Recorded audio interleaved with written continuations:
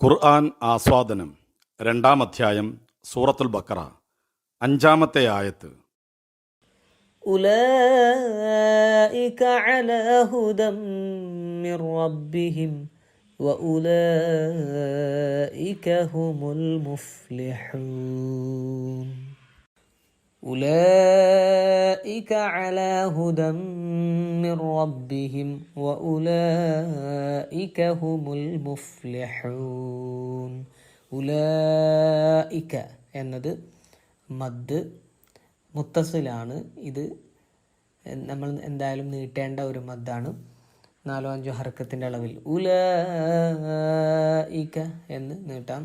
അല ഹുദം, ഹുദം അവിടെ അങ്ങനെ മണിച്ചുകൊണ്ട് കൂട്ടി ലയിപ്പിക്കുകയാണ്. ഹുദം എന്ന് പറയുന്നു. ഹുദം മിർ റബ്ബിഹിം, മിൻ റബ്ബിഹിം എന്നത് മിർ റബ്ബിഹിം എന്നാണ് ഓതുക. കൂട്ടി ലയിപ്പിക്കുന്നു, എന്നാൽ മണിക്കുന്നില്ല. വ ഉലൈക അവിടെയും നീട്ടാനുണ്ട്. ഹ എന്ന അക്ഷരം ശ്രദ്ധിക്കുക. ഇത്രയും കാര്യങ്ങളൊക്കെയാണ്. ഉലൈക അലാ ഹുദം മിർ റബ്ബിഹിം വ ഉലൈക ഹുമുൽ മുഫ്ലിഹൂൻ. തങ്ങളുടെ നാഥനിൽ നിന്നുള്ള സന്മാർഗത്തിന്മേലാണവർ, അവർ തന്നെയാണ് വിജയികൾ. ഹിദായത്തിലാക്കണമേ എന്ന ഫാത്തിഹയിലെ പ്രാർത്ഥനയുടെ ഉത്തരം ഇവിടെ പൂർണ്ണമാവുകയാണ്. മുമ്പുള്ള 2 ആയത്തുകളിലായി എണ്ണിപ്പറഞ്ഞ 6 സവിശേഷതകൾ ഉൾക്കൊണ്ട് മുത്തക്കികളായി ജീവിക്കുന്നവർക്കുള്ളതാണ് സന്മാർഗം. അവരെയാണ് അള്ളാഹു സന്മാർഗത്തിലാക്കുക. അവർക്കാണ് ഖുർആൻ യഥാരൂപത്തിൽ മാർഗദർശകമാവുക. ആത്യന്തികമായ വിജയവും അവർക്കുള്ളത് തന്നെ.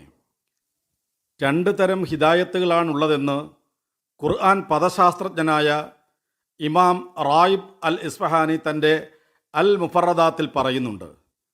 ഒന്ന്, മാർഗം കാണിക്കുകയാണ്. തെളിവുകളും സതുപദേശങ്ങളും വഴി മാർഗദർശനം ചെയ്യുന്നതിനാണ് ഹിദായത്തു ദലാലത്തു വൽ ബയാൻ എന്ന് പറയുക. പ്രവാചകന്മാർ വന്നതും വേദങ്ങൾ അവതരിപ്പിച്ചതുമെല്ലാം ഈ ഒന്നാമത്തെ വിഭാഗം ഹിദായത്തിന് വേണ്ടിയാണ്.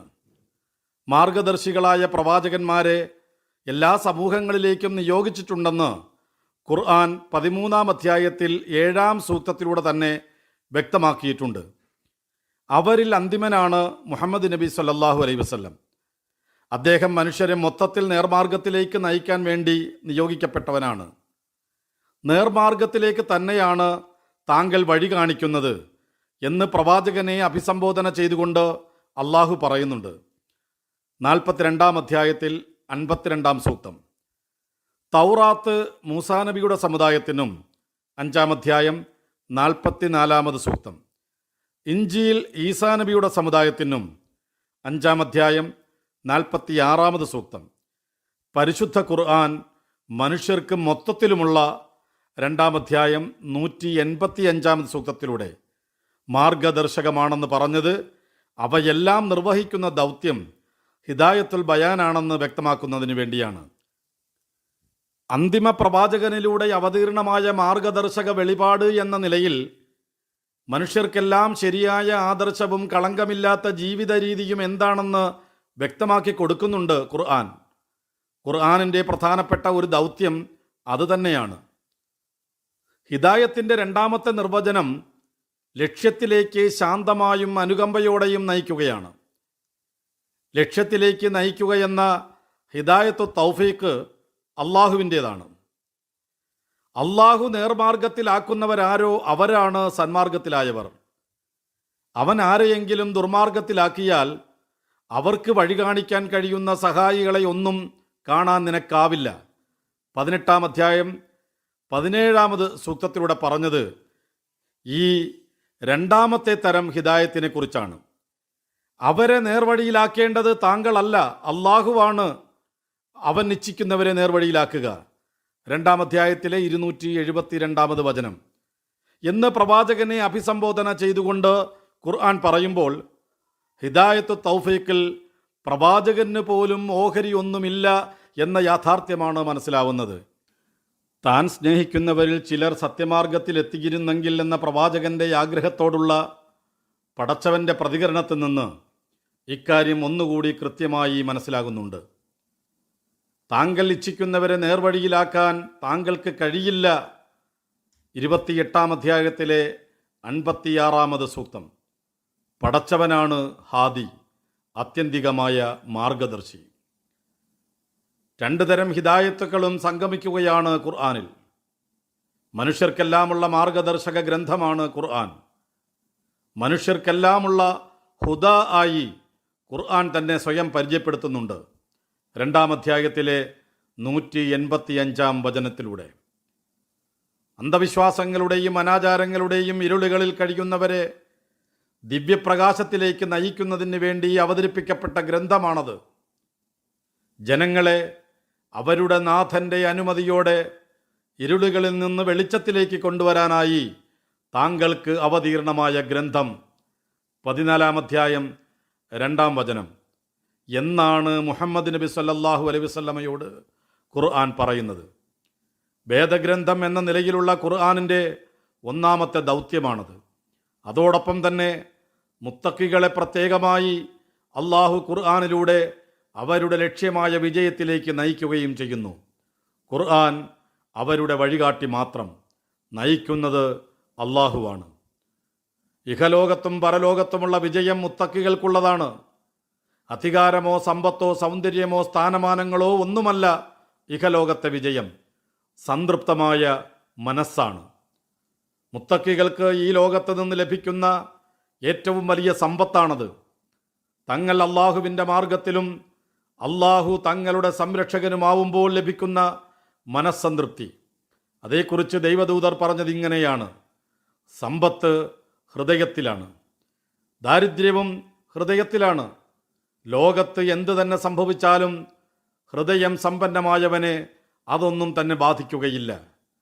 ഇഹലോകത്തിൽ തനിക്ക് എത്ര തന്നെ ഉണ്ടായാലും ഹൃദയം ദരിദ്രമായവൻ സംതൃപ്തനാവുകയില്ല.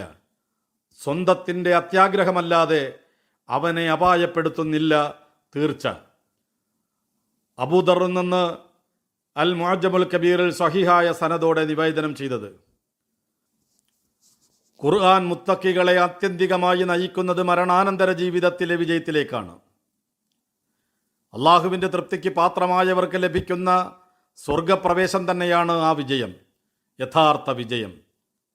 അള്ളാഹുവിൻ്റെ പ്രീതിക്ക് വേണ്ടിയാണ് അവർ ജീവിതത്തെ അവൻ്റെ നിയമങ്ങൾക്ക് വിധേയമാക്കിയത്.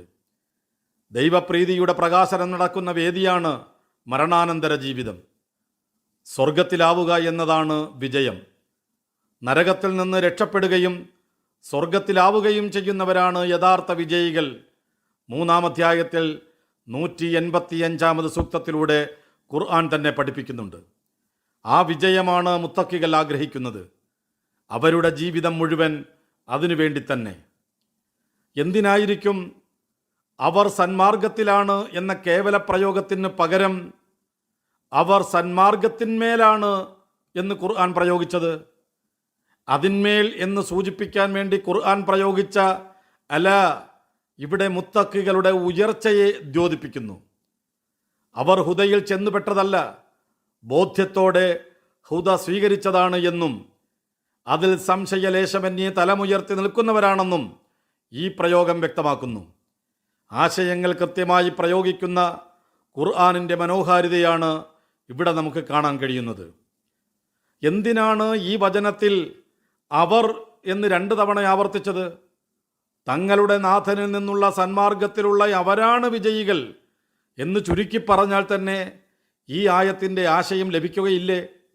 എന്തിന് 2 തവണ അവർ എന്ന് ആവർത്തിച്ച് പറയണം? പരിശുദ്ധ ഖുർആനിനെ സുന്ദരമാക്കുന്ന ഭാഷാ ശൈലികളിലൊന്നാണിത്.